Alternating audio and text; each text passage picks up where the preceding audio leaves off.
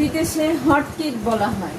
আমাদের দেশেও এখন অনেকে এই হ্যান্ডমেড সাবান নিয়ে কাজ করছে। তার মধ্যে আমি শুরু করছি, আমার খুব ভালো লাগে এই কাজটা করতে। দেখেন এত সুন্দর সাবানটা, অল্পতেই খুব সুন্দর পরিষ্কার করে আর খুব সুন্দর ফেনা হয়। এত সুন্দর পরিষ্কার করে। এটা কাঁচা হলুদ আর লেবুর রস এর প্রধান উপকরণ।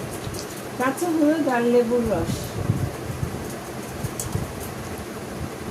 এত কোমল লাগতেছে যার কোনো সাবান ইউজ করতে ইচ্ছে করে।